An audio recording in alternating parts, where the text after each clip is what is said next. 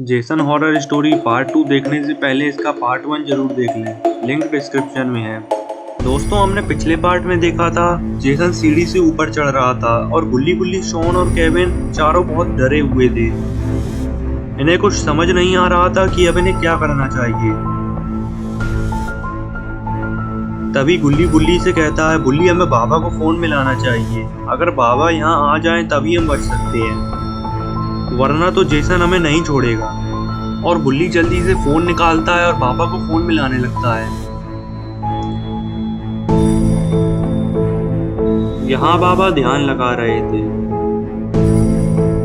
Phone बजने से बाबा का ध्यान टूट जाता है। बाबा को बहुत गुस्सा आ जाती है।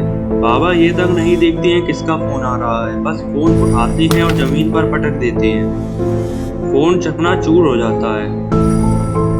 इधर जेसन ऊपर चढ़ चुका है और अब जेसन गुल्ली गुल्ली, शॉन और केविन के ठीक सामने खड़ा हुआ है। गुल्ली ये नहीं समझ पा रहा है कि आखिर बाबा ने फोन क्यों नहीं उठाया। जेसन इनमें से एक को भी छोड़ने के मूड में नहीं है और अब जेसन आगे बढ़ने लगता है। तभी गुल्ली गुल्ली, शॉन और केविन नीचे की तरफ भागते हैं। जेसन भी इनके पीछे भागता है और जेसन पीछे से केविन को पकड़ लेता है। गुल्ली गुल्ली, शॉन तो निकल जाते हैं मगर केविन बेचारा पकड़ा जाता है। गुल्ली गुल्ली पीछे मुड़कर देखते हैं कि केविन पकड़ा जा चुका है। अब जेसन केविन को नहीं छोड़ेगा। ये शायद केविन का आखिरी दिन है और जेसन केविन को मारने ही जा रहा था मगर केविन थोड़ी सी हिम्मत करता है और जेसन की आंखों में उंगली घुसा देता है, जिससे केविन जेसन से छूट जाता है और केविन जल्दी से गुल्ली गुल्ली और शॉन के पास भागता है और गेट बंद कर लेता है। गेट बंद करके गुल्ली गुल्ली, शॉन और केविन को लग रहा था कि जेसन अब छत पर बंद हो चुका है, मगर ऐसा नहीं था। जेसन अब बहुत गुस्से में आ चुका है और जेसन की एक लात में ही गेट टूटकर अलग हो जाता है।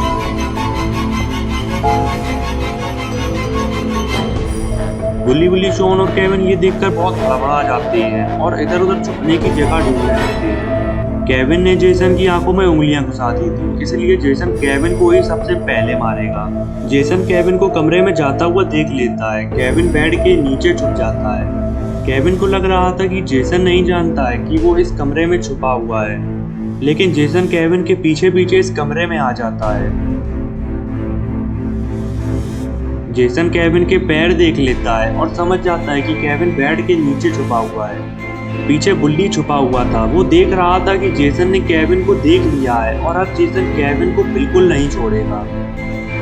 बुल्ली केविन को भागने का इशारा भी करता है मगर केविन नहीं समझ पाता है। इधर जेसन केविन को मारने ही जा रहा था, तभी बुल्ली जेसन के सामने आ जाता है ताकि जेसन बुल्ली के पीछे आने लगे और केविन को यहाँ से निकलने का मौका मिल सके। जेसन बुल्ली को देखते ही बुल्ली के पीछे आने लगता है। बुल्ली ने जेसन को अपने पीछे लगा लिया है ताकि केविन यहाँ से निकल सके। केविन सीधा गुल्ली और शॉन के पास जाता है। इधर बुल्ली जेसन को अपने पीछे दौड़ा रहा था।